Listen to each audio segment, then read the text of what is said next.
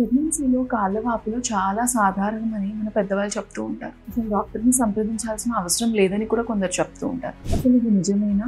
ఎప్పుడు డాక్టర్ని సంప్రదించాలి అనే దాని గురించి డిస్కస్ చేద్దాం. హాయ్ అండి, నేను doctor Apoorva, consultant obstetrician and gynaecologist at Kiran multi speciality hospital. మన పెద్దవాళ్ళు చెప్పినట్టు ప్రెగ్నెన్సీలో కాళ్ళ వాపులు అనేవి కామనే. కాకపోతే ఈ ఫిజియోలాజికల్ అంటే నార్మల్ గా వచ్చే కాళ్ళ వాపులు, లేదంటే ఏదైనా ప్రాబ్లం ఉంటే వచ్చే కాళ్ళ వాపులు, దీని గురించి ఎలా డిఫరెన్షియేట్ చేసుకోవాలి, ఎప్పుడు డాక్టర్ కి స్పెసిఫిక్ గా చెప్పాలి అనే దాని గురించి మనం డిసైడ్ చేద్దాం. సో ప్రెగ్నెన్సీలో ఎక్కువసేపు నించున్నప్పుడు కానీ పడుకొని లేచాక ఆ కాళ్ళు వాపు పోవడం అనేది చాలా కామన్. ఇది చాలా మెల్లిమెల్లిగా కొంచెం కొంచెం కాళ్ళు వాస్తున్నప్పుడు, పడుకొని లేచిన తర్వాత కంప్లీట్ గా తగ్గిపోయినప్పుడు దీని గురించి అంత భయపడాల్సింది ఏం లేదు. ప్రెగ్నెన్సీలో మనకి ప్రొజెస్ట్రాన్ అనే ఒక హార్మోన్ రిలీజ్ అవుతూ ఉంటుంది. ఈ హార్మోన్ అనేది నార్మల్ మోతాదు కన్నా ఎక్కువ ఉంటుంది. అంటే ఇది బేసికలీ ప్రెగ్నెన్సీ హార్మోన్. ఈ హార్మోన్ కి వేరే లక్షణాలు ఏంటి అంటే, ప్రెగ్నెన్సీలో ఇది వాటర్ రిటెన్షన్, అంటే మన బాడీలో ఎక్కువ వాటర్ ఉండిపోవడానికి, సోడియం రిటెన్షన్ ఏదైతే వాపులను కాజ్ చేస్తుందో ఇలాంటి ఎలక్ట్రోలైట్స్ వీటిని ఎక్కువ రిటెన్షన్ చేస్తుంది. దీనివల్ల కాళ్ళ వాపులు వస్తాయి. ఇదే కాకుండా మన యూట్రస్ పెరుగుతున్నప్పుడు ఆ వెనక ఉన్న పెద్ద రక్త కణాలని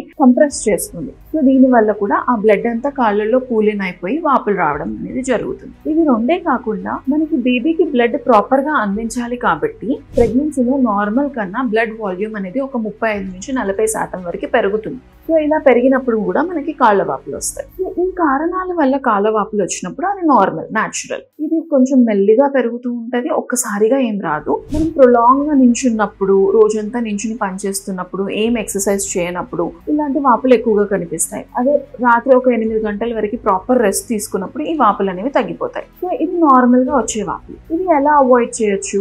ఎక్కువసేపు నించోకూడదు. ఎక్కువసేపు నించోవాల్సి వస్తున్నప్పుడు కాళ్ళకి స్టాకింగ్స్, కంప్రెషన్ స్టాకింగ్స్ అంటారు, ఇలాంటివి వేసుకోవాలి. పడుకున్నప్పుడు కాళ్ళ కింద 2 దిండులు వేసుకొని పడుకోవడం అనేది ఒకటి ఇంపార్టెంట్ థింగ్. ఇదే కాకుండా ఫుట్ ఎక్సర్సైజెస్, అంటే ఫుట్ అనేది కొంచెం పైకి కింది కనడము, రొటేట్ చేస్తూ ఉండడం, ఇలాంటివి చేస్తూ ఉన్నప్పుడు కొంచెం ఆ కాళ్ళ వాపులు అనేవి తగ్గుతాయి. ఈ కాళ్ళ వాపులు ఓన్లీ లెగ్స్ వరకు పరిమితం కాకుండా అది కొంచెం పైకి తొడల వరకు వస్తున్నప్పుడు, లేదంటే ఈ వాపులతో పాటు మనకి ఫేస్ లో కూడా ఆ చేంజెస్ వస్తున్నప్పుడు, అంటే ఫేస్ కూడా కొంచెం ఉబ్బిపోయినట్టుగా ఉన్నప్పుడు, లేదంటే పొట్ట మీద ఇలా ప్రెస్ చేసి చూసినప్పుడు ఇలా గుంతలాగా పడుతున్నప్పుడు, అబ్డామినల్ వాల్ ఎడిమా అంటాం, ఇలాంటివి ఉన్నప్పుడు, సో కాళ్ళ వాపులతో పాటు ఇంకేమైనా స్పెసిఫిక్ కండిషన్స్ ఉన్నప్పుడు తప్పనిసరిగా డాక్టర్ ని విజిట్ చేయాల్సి ఉంటుంది. ఇది బీపీ ఎక్కువ ఉంటుందా, సడన్ గా వాపులు కనిపిస్తున్నాయా, ఎక్కువసేపు పడుకొని లేచాక కూడా కాళ్ళ వాపులు తగ్గట్లేదా, లేదంటే మీకు హెడేక్ రావడము, లేదంటే కన్ను మంచుగా అనిపించడము, కొంచెం పొత్తి కడుపులో నొప్పి రావడము, మొదటి 3 నెలల్లో వామిటింగ్, వాంతులు ఉండడం కామనే. కాకపోతే